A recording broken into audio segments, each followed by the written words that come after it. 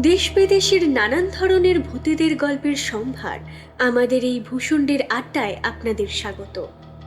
আমাদের আজকের গল্পটি প্রাপ্তবয়স্কদের জন্য এবং এই গল্পে উল্লেখিত সব ধরনের নৃশংসতা শুধুমাত্র দর্শকদের মনোরঞ্জনের জন্য তৈরি। আমাদের চ্যানেল ভূষণ্ডের আড্ডা এইসব নৃশংসতাকে একেবারেই সমর্থন করে না। ভূষণ্ডের আড্ডায় আমাদের আজকের পরিবেশনা লেখিকা রনিতা দাসের কলমে বিদিশার খিদে।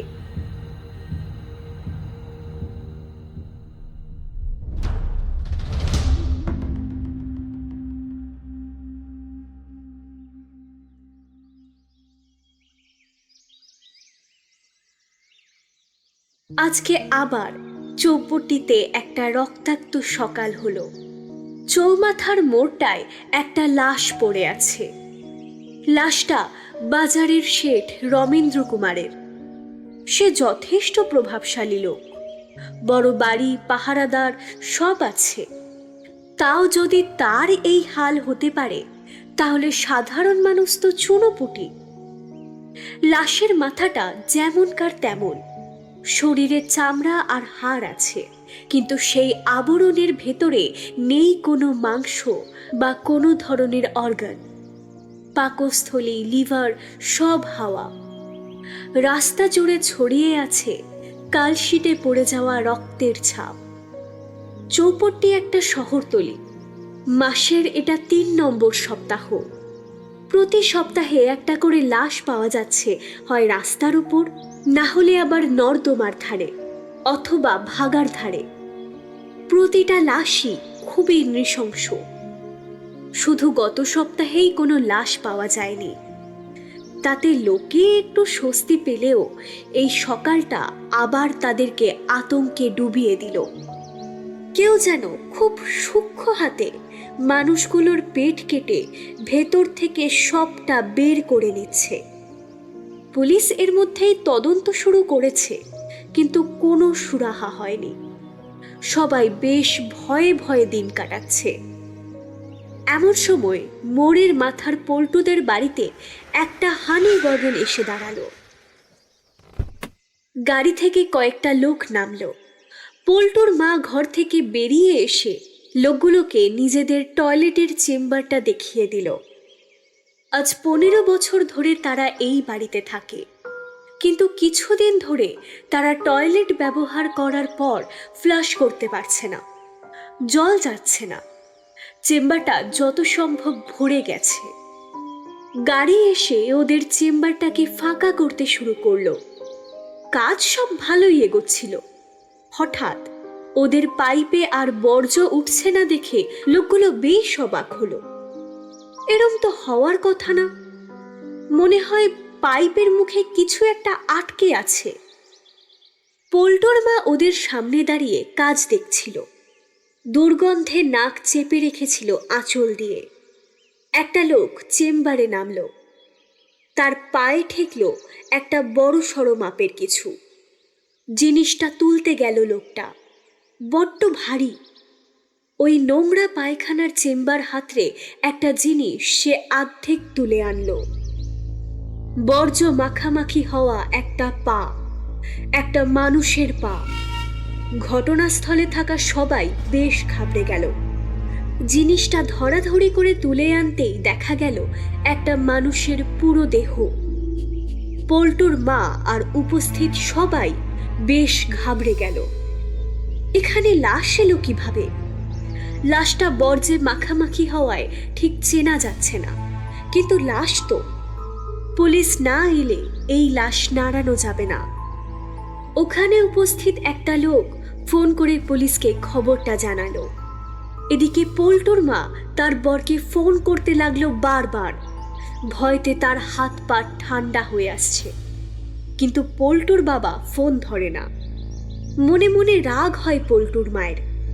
লোকটা অফিসের কাজে গেছে বলে বেরিয়েছিল, কিন্তু 2 দিনের কাজে বাইরে যাওয়া মানে সে 2 সপ্তাহ বাড়ি ফিরবে না। নানান জায়গায় তার কত সখী আছে, তাদের সাথে রাতের পর রাত কাটিয়ে সব টাকা উড়িয়ে তবে সে বাড়ি ফিরবে। এই সময় পল্টুর মায়ের সাথে সে কোনো যোগাযোগই রাখে না। পল্টুর মা গৃহবধূ, তিন কুলে কেউ না থাকায় সে তার বরকে ছেড়ে যাবেই বা কোথায়, আর থাকবেই বা কোথায়? লেখাপড়াও তো শেখায়নি কেউ যে নিজে করে খাবে অথবা আইনি ব্যবস্থা নেবে। তাই সবটাই সে মেনে নেয়, কিন্তু এই বিপদের সময় তার বর বাইরে অন্য কারোর সাথে মজা করছে সেটা ভাবতেই তার মাথা গরম হয়ে যায়। ইতিমধ্যে পুলিশ এসে গেছে। জায়গাটা চিহ্নিত করে বডিটাকে জল দিয়ে পরিষ্কার করে তারা। দেখা যায় সেটা আর কেউ না, বরং পল্টুর বাবা। প্রথমে কিছুক্ষণ স্তব্ধ হয়ে যায় পল্টুর মা, তারপর হাউমাউ করে কেঁদে ওঠে। আবার একটা লাশ, পেটের ভেতর থেকে সবটাই বের করে নেওয়া হয়েছে নিপুণ হাতে। কিন্তু পুলিশ আর ফরেনসিক টিম তৎক্ষণাৎ বডিটাকে দেখে বলল, এই মানুষের মৃত্যু হয়েছে 1 সপ্তাহ আগে। কথাটা শুনে সবাই চমকে উঠল। তার মানে গত সপ্তাহেও লাশ পড়েছিল, শুধু তারা জানতে পারেনি।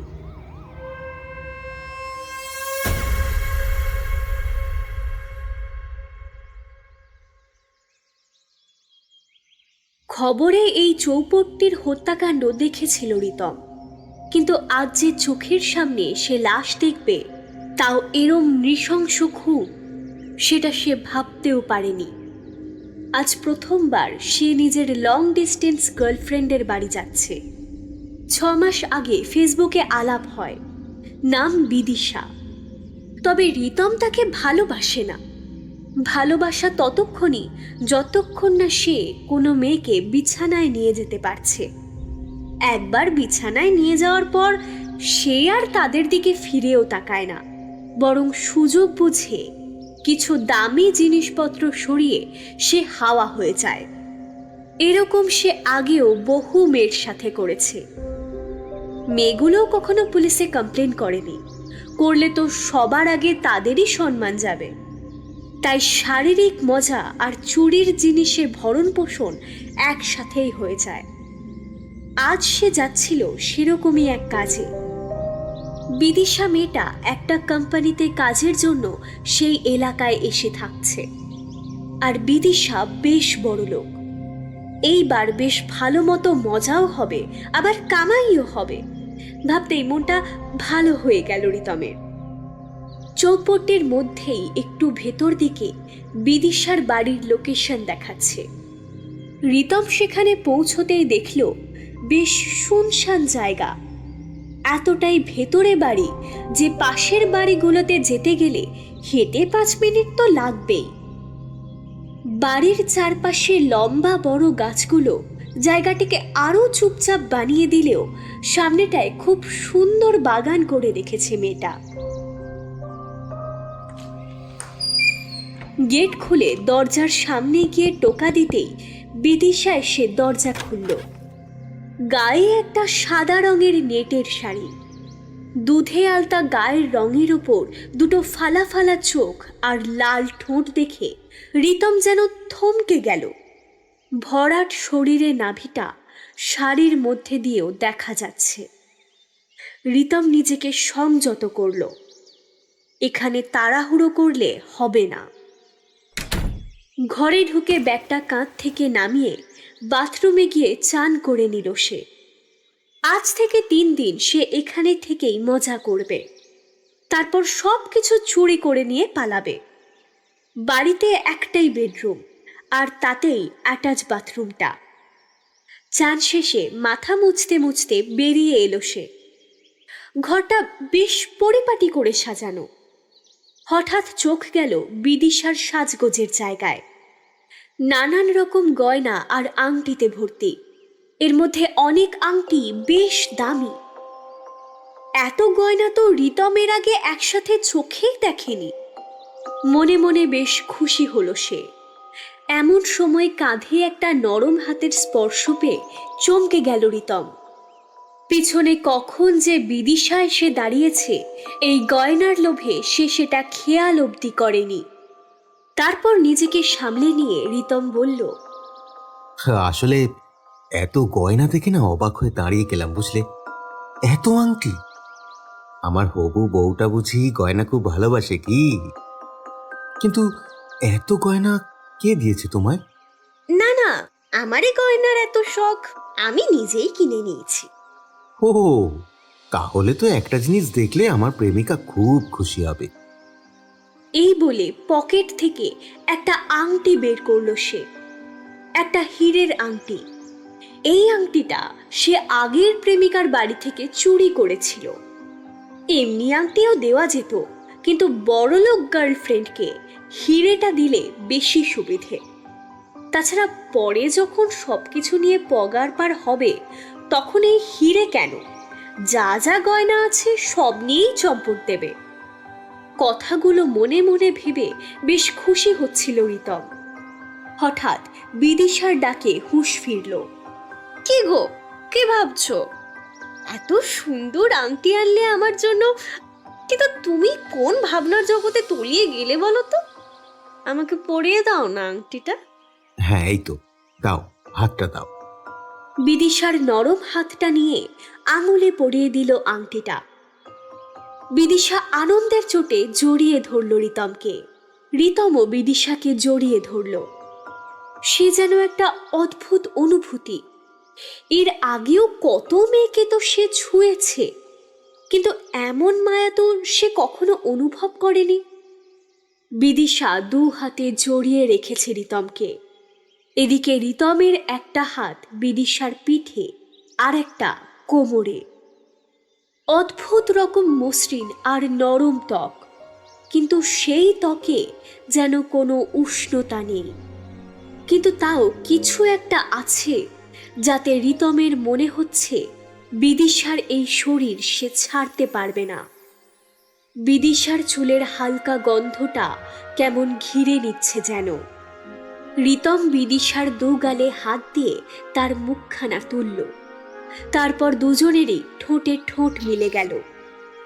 বিদিশার মধ্যে সে মিশে যেতে চায়। শাড়ির আঁচলটা এক হাতে নামিয়ে দিতে গেল রিতম।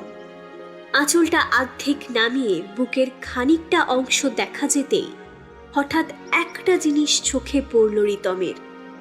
বুকের বেশ অনেকটা ভাঁজ থেকে একটা দাগ শুরু হয়েছে, খুব হালকা একটা কাটার দাগ। কাটা নয়, যেন কাটা জায়গায় সেলাই পড়েছে। কিন্তু বিদিশার বক্ষদেশ এতটাই ভরাট যে জিনিসটা খুব ভালো করে না দেখলে চোখেই পড়বে না। হঠাৎ বিদিশা বাধা দিল। দাঁড়াও রিতম, তোমার তো দেখছি তর সইছে না, আগে কিছু খেয়ে নাও, তারপর না হয়। হ্যাঁ, সেটাই তো ভালো, চলো আগে খেয়ে নি। আসলে এত সুন্দরী না তুমি, যে আমি না হারিয়ে গেছিলাম একেবারে। সরি, যদিও এখনো কোনো অসুবিধে হতো না। সে হতো না, কিন্তু তুমি খেলে তবেই তো তোমার গায়ে বল আসবে।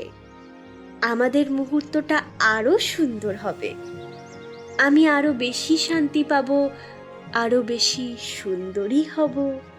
মানে, বাকিগুলো তো বুঝলাম, কিন্তু সুন্দরী হবে মানে?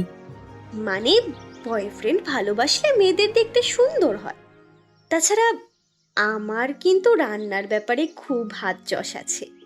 আমার রান্না খাওয়ার পর কিন্তু অন্য কোনো রান্না আর কেউ কখনো খেতে পারেনি। মানে তাদের নাকি আমার রান্না ছাড়া আর কিছুই খেতে ভালো লাগেনি। তাছাড়া তোমার পেট না ভরলে আমার পেট কিভাবে ভরবে বলো তো? মানে তোমাকে খেতে দেখলে আমার মন আর পেট দুটোই ভরে যাবে। শেষের কথাটা খুবই ন্যাকা ন্যাকা শোনালো, আর সেটা বুঝতে পেরেই বিদিশা চুপ করে গেল। রিতম কথাটাকে অত পাত্তা দিল না। প্রেমে পড়লে মানুষ একটু ন্যাকামো করে। বিদিশা তো আর জানে না যে রিতম তার সাথে ঠিক কী করতে চলেছে। একটা বাঁকা হাসি খেলে গেল রিতমের মুখে। টেবিলে এসে দেখল বিদিশা খাবার বাড়ছে। মনে হলো তাকে পিছন থেকে গিয়ে জড়িয়ে ধরতে, কিন্তু নিজেকে সংযত করল রিতম। গিয়ে বসলো চেয়ারে। রান্নার সুন্দর গন্ধে চারদিকটা ম ম করছে। খাবারে রাইসের সাথে সবকটা মাংসের আইটেম, চিকেন পকোড়া, ভেড়ার মাংসের স্যুপ, খাসির মাংসের ঝোল, বিফ স্টিক আর একটা লিভার কারি, অর্থাৎ মেটের তরকারি। বিদিশা সবকটাই যেন শুধু রিতমের জন্যই রান্না করেছে, শুধু ওই মেটের তরকারিটা ছাড়া। মেটের তরকারিটা পরিমাণে অনেকটাই বেশি। বিদিশা তার গোটা ভাতটা তাই দিয়েই খেয়ে যাচ্ছে। এত রকম মাংস রিতম আগে কখনো খায়নি। যত মেনুর পিছন দিকে যাচ্ছে ততই খাবারের স্বাদ আরও বাড়ছে। এবার এলো শেষ খাবারটা, লিভার কারি। মাংসের মধ্যে মেটে জিনিসটা রিতমের বেশ ভালোই লাগে, কিন্তু বিদিশা তরকারিতে এক টুকরো মেটে রেখে বাকিটা নিজেই খেয়ে নিয়েছে। ওই এক টুকরো মেটের সাথে রয়েছে কিছু স্টমাকের টুকরো। বিদিশা একটাও স্টমাকের টুকরো মুখে অবধি দেয়নি। রিতম ব্যাপারটা খেয়াল করতেই বিদিশা বলল, এ বাবা, সবটাই তো খেয়ে নিলাম। আসলে এই মেটে জিনিসটা আমার এত প্রিয়, আমি খেয়ালই করিনি। যাই হোক, একটা টুকরো তো আছে, এই একটা টুকরো আর বাকি স্টমাকগুলো মিলিয়ে তুমি সবটাই খেয়ে নাও। এই বলে সবটা তরকারি রিতমকে দিয়ে দিল। রিতমের অসাধারণ লাগলো খেয়ে। বাকি পদগুলো ভালো ছিল, কিন্তু এটা যেন অমৃত। কিন্তু ঠিক কিসের মাংস সেটা সে বুঝতে পারল না। ভাবছিল বিদিশাকে জিজ্ঞেস করবে, কিন্তু এত ভালো খাবার খেতে খেতে আর কথা বলতে চায় না রিতম। কিন্তু শেষের সেই মাংসটা খেতে গিয়ে হঠাৎ বড্ড গরম লাগতে শুরু করলো তার। এই ফেব্রুয়ারির মাসে শীত সেরম না থাকলেও ঘাম হওয়ার মতো এত গরমও পড়েনি। তাছাড়া একটা অদ্ভুত এনার্জি আসছে তার ভেতর। এতটা পথ হেঁটে আসার যে ধকল, সেটা এক নিমিষে হারিয়ে যাচ্ছে যেন। মনে হচ্ছে বয়সটাও যেন কমে যেতে পারে আরেকটু বেশি খেলে। এর আগেও অনেক সুস্বাদু খাবারই সে খেয়েছে, কই কখনোই তো এরম লাগেনি তার। খেয়ে উঠে হঠাৎ তার মাথায় একটা প্রশ্ন এলো। বিদিশাকে এতটা লাস্যময় লাগছে যে রিতমের মাথার ভেতরটা ওলট পালট হয়ে যাচ্ছে। এই ফাঁকেই প্রশ্নটা করে ফেলতে হবে, না হলে এরপর সে ভুলে যাবে। তবে প্রশ্নটা সোজাসুজি করলে হবে না, করতে হবে একটু ঘুরিয়ে। এই বিদিশা, শোনো না, আজকে না খুব ভালো খেলাম জানো তো। সবকটা খাবারই না একেবারে এক্সেলেন্ট ছিল। আচ্ছা, শেষের মাংসটা কিসের ছিল বলো তো? মাংস না, ওটা মেটে। আর তোমার তো ভালোই লেগেছে। তুমি জানো না, রাঁধুনি কখনো তার সবচেয়ে পপুলার রেসিপি কাউকে বলে না। কথাগুলো একটু রেগে রেগেই বলল বিদিশা। এরপর আর কিছুই বলার থাকে না। সোজা আসল প্রশ্নে এলো রিতম। জিজ্ঞেস করলো, আচ্ছা বিদিশা, একটা কথা বলবে? তোমার জীবনে কি আমি প্রথম, নাকি এর আগেও কেউ ছিল তোমার জীবনে? কথাটা শুনে একটুও রাগ করল না বিদিশা, বরং রিতমের যেন মনে হলো একটা চিন্তার ছায়া নেমে গেল বিদিশার মুখ থেকে। সে ঠোঁটের কোণে একটা কোমল হাসি নিয়ে শোয়ার ঘরে চলে গেল। রিতম ইশারাটা বেশ ভালোই বুঝেছে। বিদিশার পিছন পিছন সেও ঘরে গেল। তারপর পিছন থেকে বিদিশাকে বুকে জড়িয়ে ধরল। মিশে গেল দুজনের ঠোঁট। দুজনেই মিশে গেল একে অপরের শরীরে। শুরু হলো সেই আদিম শারীরিক খেলা। এরই মধ্যে যে রিতমের শক্তি আগের থেকে অনেকটা বেড়ে গেছে, সেটা তার চোখ এড়ালো না। তাও যেন বিদিশার সাথে ঠিক পেরে ওঠা যায় না। কেমন যেন অপ্রাকৃতিক একটা ব্যাপার আছে ওর মধ্যে। তাছাড়া বুকের ভাঁজ থেকে পেটের নাভির ঠিক ওপর অবধি ওই হালকা কাটার দাগটা রিতমের বারবার নজর টানছে। কিন্তু এত সুন্দর মুহূর্তের মাঝে রিতমের আর সেদিকে মন দিতে ইচ্ছে হলো না। অবশেষে ক্লান্ত হয়ে দুজনেই একে অপরকে জড়িয়ে ধরে ঘুমিয়ে পড়ল।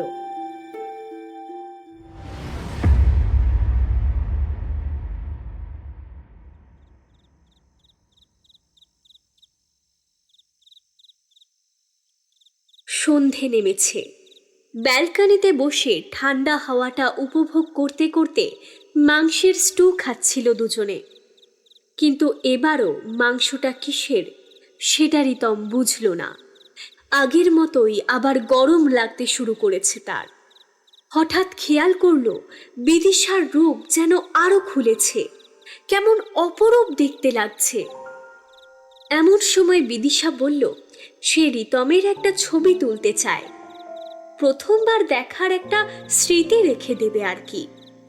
তবে একসাথে না, শুধু রিতমের একার ছবি তুলবে। রিতমও ছবি তুলে ভালো মানুষই দেখিয়ে বাটি দুটো রান্নাঘরে রাখতে গেল। অনেক না করা সত্ত্বেও বিদিশার কোনো কথাই সে শুনল না। রান্নাঘরে গিয়ে বাটিটা বেসিনে রাখতেই কৌতূহলবশত ফ্রিজটা দেখল সে। এক পা করে সেদিকে এগিয়ে গেল রিতম। ফ্রিজ খুলতেই দেখল অনেকগুলো কাঁচের জার, মেটে আর পাকস্থলিতে ভর্তি। এগুলো আকারে এতটাই বড় যে সেগুলো যে কোনো ছোট পশুর নয় তাতে কোনো সন্দেহ নেই। কিন্তু এগুলো কিসের? কোনোভাবে কি? না না, এসব কি ভাবছে সে? এ তো অসম্ভব। এই রিতম, কি করছো তুমি এখানে? আমি আমার রান্নাঘরে কেউ উকি দিক সেটা একদম ভালোবাসি না, যাও এখান থেকে। হঠাৎ বিদিশার এরকম রুক্ষ গলা শুনে একবার কেঁপে গেল রিতম। তারপর চুপচাপ ঘরে চলে গেল। বড্ড একরোখা মেয়ে। যাই হোক, শুধু এই গয়নাগুলো সাবার করতে হবে। আর তো দুদিন। বিদিশাকে নিয়ে কোনো যায় আসে না রিতমের। হঠাৎ করেই টেবিলের ওপর রাখা একটা ডায়েরিতে তার চোখ পড়ল। ডায়েরির মধ্যে থেকে রিতমের সদ্য তোলা ছবিটা খানিকটা দেখা যাচ্ছে। সেদিকে এগোতেই হঠাৎ বিদিশা এসে বলল সে নাকি ডায়েরি খুব ভালোবাসে, কিন্তু কাউকেই সেটা দেখায় না, দেখাতে লজ্জা পায়। এখন রিতম তার জীবনে এসেছে আর সেটাই সে লিখে রাখতে চায়। তারপর ডায়েরিটা ড্রয়ারে রেখে রিতমের কাছে এসে তার গলা জড়িয়ে ধরে।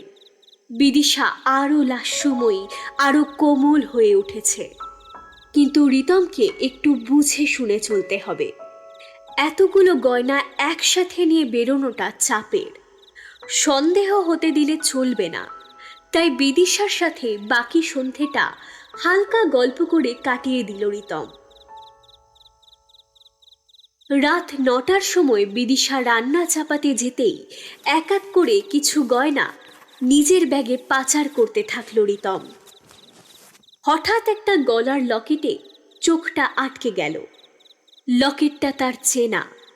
তার এক বন্ধু নিজের গার্লফ্রেন্ডের জন্য এই লকেটটা কিনেছিল। শুধু কেনেইনি, তার নিজের নাম পলাশের কিছু অক্ষর PLS লিখিয়ে সেই লকেটটা তার গার্লফ্রেন্ডকে দিয়েছিল। সেই রাতে সেই যে শিলিগুড়ি গেল, তারপর পলাশ আর ফিরল না। পুলিশ কিছুই করতে পারেনি। আজ অবধি তার কোনো খোঁজও পাওয়া যায়নি। ঠিক সেই হারটাই বিদিশার কাছে।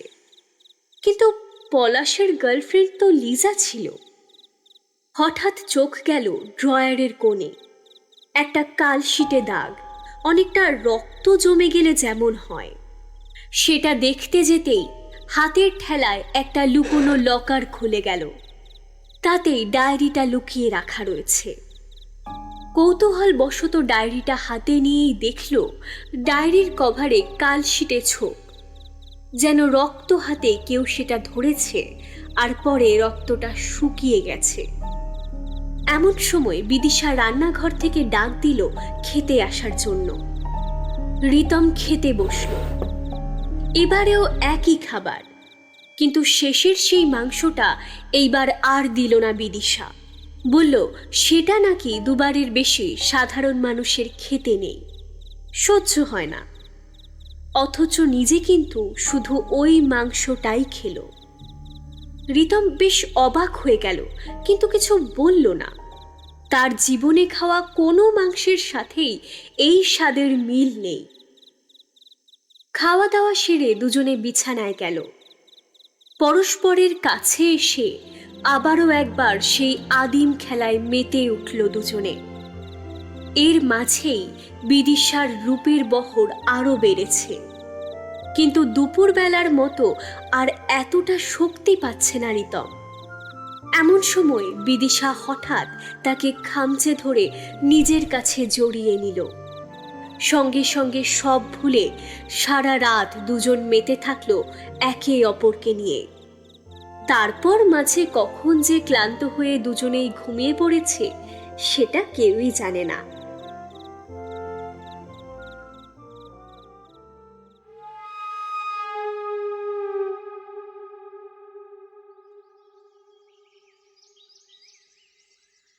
সকালবেলা ঘুম থেকে উঠতেই রিতম দেখল পাশে বিদিশা নেই।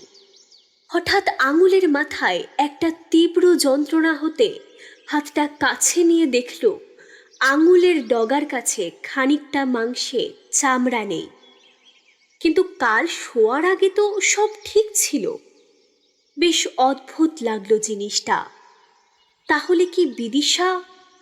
এমন সময় বিদিশা রান্নাঘর থেকে ডাক দিল খেতে আসার জন্য। রিতম উঠে হাত মুখ ধুয়ে হাতে একটা ব্যান্ডেজ লাগিয়ে ঘর থেকে বেরোতে যাবে, হঠাৎ মনে পড়ল ঘরটা খালি। এই সুযোগে আরও কয়েকটা গয়না নিজের ব্যাগে চালান করে দিল। কালই সে কাজ মিটিয়ে চলে যাবে। এখানে আসা থেকেই কোনো প্ল্যানই ঠিকঠাক যাচ্ছে না।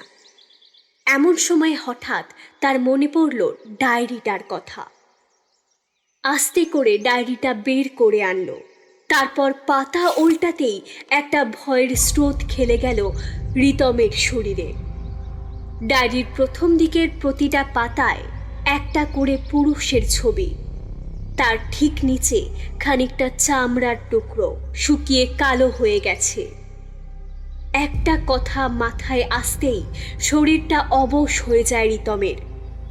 কোনোভাবে কি এগুলো ওই মানুষগুলোর চামড়া? তার নিচে তাদের নাম ঠিকানা দেওয়া। একের পর এক পাতা উল্টে যায় সে। একটা জায়গায় ঠিক 4টে পুরুষের নাম, তারপর অন্য জায়গায় আবার 4টে পুরুষ। তার নিচে লেখা তারিখগুলো বলছে 1 মাসে একটা, পরের মাসে জায়গা বদল। একের পর এক পাতা উল্টায় রিতম। যত পাতা এগোচ্ছে চামড়ার টুকরোগুলো বেশি তাজা হচ্ছে। এর মাঝেই চোখে পড়ল সেই ছবি, তার বন্ধু পলাশ। ডায়েরিতে লেখা ঠিক সেই তারিখ যে তারিখে সে নিখোঁজ হয়। আরও পাতা উল্টায় রিতম। শেষের পাতাগুলো খুব চেনা। শেষের 2 পাতা আগের একটা ছবি দেখে আঁতকে ওঠে রিতম। যে লাশটা কাল এখানে আসার পথে দেখেছিল সেই পল্টুর বাবার ছবি। এমনকি শেঠেরও ছবি আছে। তার নিচের চামড়াগুলো খুবই তাজা।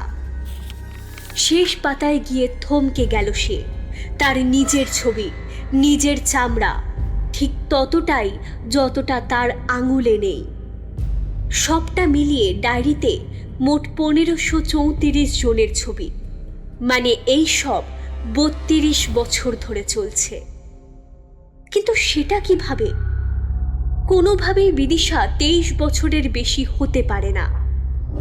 একে একে সব কটা তারিখ সার্চ করে দেখল রিতম। ওই তারিখেই লোকগুলো নিখোঁজ হয়েছে। তাহলে কি এবারের শিকার সেই? বিদিশার ডাক আবার শুনতে পেয়ে কিছু না জানার ভান করে খেতে বসল রিতম। ফ্রিজে রাখা কাঁচের জারগুলোয় যে মানুষের অঙ্গ রাখা সেটা আগে বুঝতে পারেনি রিতম। সে নিজেও মানুষেরই মাংস খেয়েছে। এবার তার মাংস খাওয়া হবে। এই মেয়ের হাত থেকে পালানো এত সহজ না। রইল গয়না, প্রাণ হাতে বেরোতে পারলে সে বাঁচে, কিন্তু তাকে থাকতে হবে খুব সাবধানে। সকাল গড়িয়ে দুপুর হলো। বিদিশা চান করতে গেল। রিতম সেই সুযোগে লুকিয়ে তন্ন তন্ন করে খুঁজতে লাগলো বিদিশার বার্থ সার্টিফিকেট।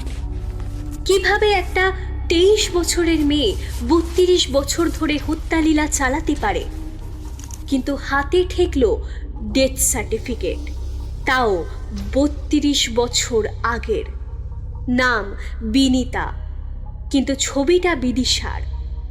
বিদিশা বারবার জায়গা পাল্টায় আর সাথে নামও। এ আর যাই হোক, কোনো সুস্থ স্বাভাবিক মানুষ তো হতেই পারে না। হঠাৎ কাঁধে একটা কোমল হাতের স্পর্শে কেঁপে উঠল রিতম। ভয়ে কাঁপতে কাঁপতে পিছন ফিরে তাকালো।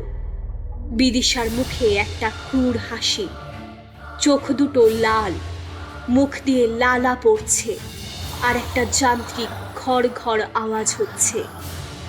বিদিশা হাসতে হাসতে বলল,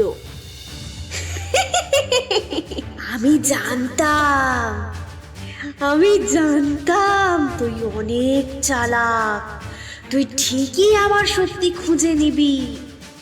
তাই বেশি দিন থাকতে বলে তোকে আমি আজই মেরে দিতাম, যাতে তুই কিছু করার আগেই আমি তোকে খেতে পারি। কিন্তু কিন্তু আমাকে আমাকে কেন মারতে চাও তুমি? কি করেছি কি আমি? কি ক্ষতি করেছি আমি তোমার, বলো তো? কি করেছিস? কিছুই করিসনি। আমার না মাংস খেতে খুব ভালো লাগে, জানিস তো। পল্টুর বাবা, তোর বন্ধু, এদের সবাইকে আমি মেরেছি, মেরে খেয়েছি। মানুষের মাংসের স্বাদ খুব ভালো, অনেক শক্তি, আর মেটে খেলে তো আরো শক্তি আর যৌবন। আমার বয়স জানিস তো মেটে খেলে কমে যায়।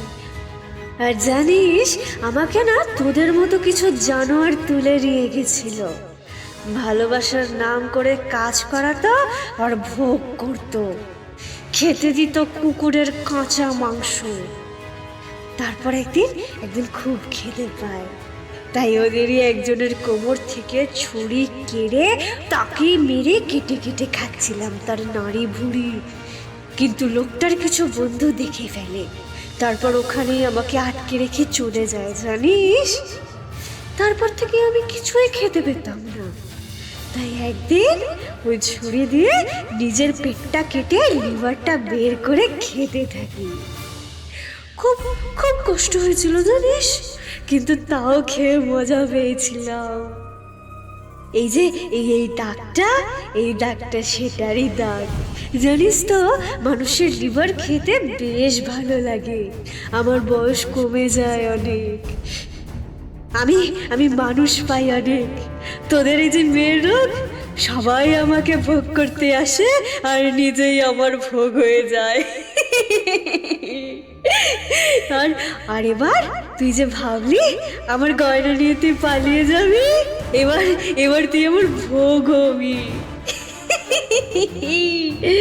এত গয়না তো তোদেরই দেওয়া, এই যেমন তুই দিলি, বাকি সবাই দেয়। আর তারপর তোদেরকে মেরে আমি আমার যৌবন আর গয়না দুটোই পাই। এইবার তোকে খাওয়ার পালা। না না না। ভয় চিৎকার করতে করতে পালাতে লাগলো রিতম। দরজা খুলে বেরিয়ে ছুট দিল গেটের কাছে। এক ছুটে গেটের কাছে গিয়ে গেটটা খুলে বাইরে যেতে গেল, কিন্তু হঠাৎ সব পাল্টে গেল। সে ঘুরছে সেই ঘরের ভেতরেই। এ যেন মায়া, বিদিশা পালাতে দেবে না তার শিকারকে। হঠাৎ একটা হাত এসে তার গলা জড়িয়ে ধরল, তারপর তাকে শূন্যে তুলে দিল। ছটফট করতে লাগলো রিতম, কিন্তু শেষ অবধি দমটা তার বন্ধ হয়ে গেল। এই সপ্তাহের লাশটা পাওয়া গেল নর্দমায়। একই ধরনের নৃশংসতা, পেটের ভেতর থেকে সবকিছু বের করে আনা হয়েছে। অন্যদিকে বারুইপুরের একটা বাড়িতে চৌপট্টি থেকে আনা এক প্রাণীর মাংস রান্না হচ্ছে। পাশের গ্রামের এক পুরুষ বাড়িতে তার বউকে মিথ্যে বলে তার সদ্য হওয়া নতুন প্রেয়সীর কাছে যাচ্ছে।